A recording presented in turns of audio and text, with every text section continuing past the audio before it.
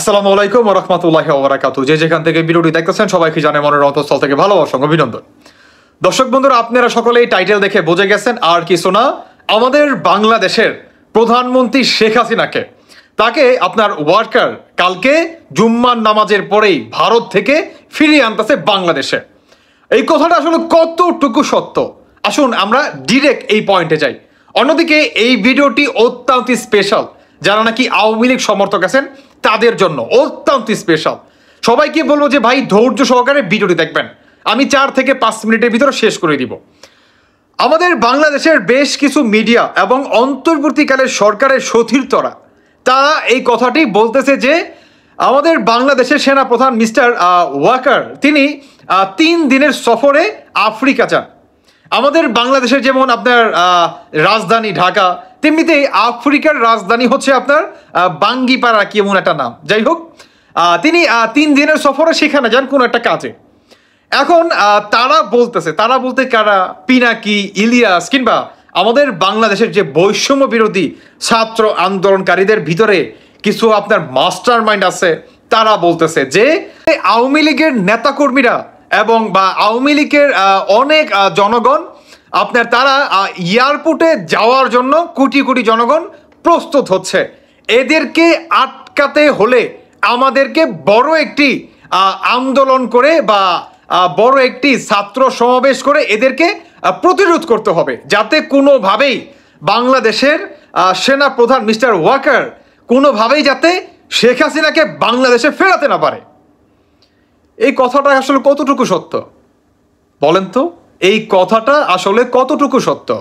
আমি দেখতেছি যে বাংলাদেশের বেশ কিছু মিডিয়া, বিশেষভাবে আপনার এই ইনাকি পিনাকি বা যে সমস্ত জঙ্গিবাদীরা আছে, তারা আপনার এই কথাটা অনেক গুরুত্ব সহকারে বলতেছে যে সেনাপ্রধান হঠাৎ করে তিনি আফ্রিকা 3 দিনের জন্য ভ্রমণ করলেন, যেখানে ইন্ডিয়া থেকে প্রতিনিয়ত শেখ হাসিনাকে বাংলাদেশে হুট করে ফেরাবে বলে হুমকি দুমকি দিয়ে যাচ্ছে।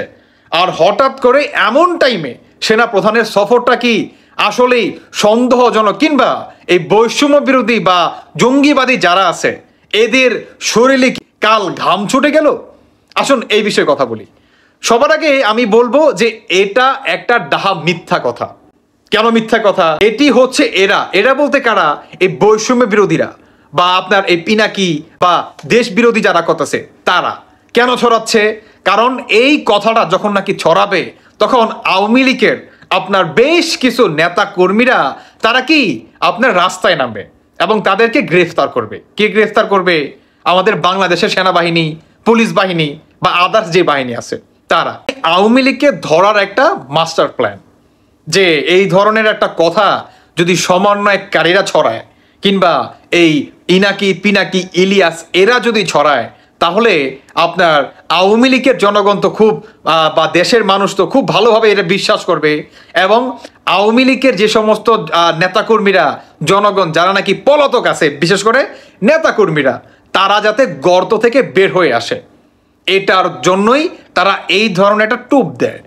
তো আমি বলতে চাই যে ভাই এটা ডাহা মিথ্যা কথা, এই কথায় কেউ কান দিবেন না প্লিজ। আর কেউ মাঠে ঘাটে নাইমা যায়েন না। শেখ হাসিনা কালকে দেশে আসতেছে না, যদি আসে আর যাই হোক আমার আগে ইনশাল্লাহ আশা করি আপনারা জানতে পারবেন, কিংবা আমি যদি জানতে পারি আপনাদের আগে, আশা করি আপনাদের আগেই জানতে পারবো। লিগ্যাল ইনফরমেশনটা আমি আপনাদেরকে জানিয়ে দিব। কিন্তু কালকে দেশে আসতেছে না, এটা 100% সত্যি কথা। বর্তমান বাংলাদেশের চারদিকে এই কথাটা কিন্তু ছড়িয়ে যাচ্ছে।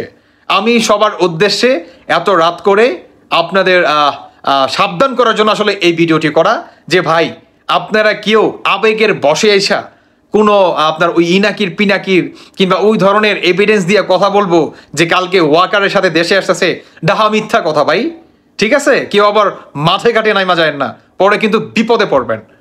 তাই আমি একটা কথাই বলবো যে এই ভিডিওটি সবার কাছে সতর্ক বার্তা হিসাবে পৌঁছাই দেন, আশা করি আপনাদের উপকারে আসবে।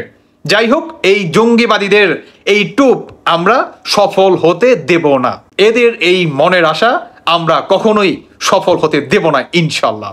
তাই বলবো কেউ মিথ্যা কথায় কান দিবেন না, বিশেষ করে এই ধরনের জঙ্গিবাদীদের কথায়। যাই হোক দর্শক বন্ধুরা, আপনাদের ব্যক্তিগত মতামত অবশ্যই জানিয়ে যাবেন, আর এর সাথে আপনারা নিজেরাও সাবধানতার অবলম্বন করবেন। ভালো থাকবেন সবাই। আল্লাহ হাফেজ, আসসালামু আলাইকুম।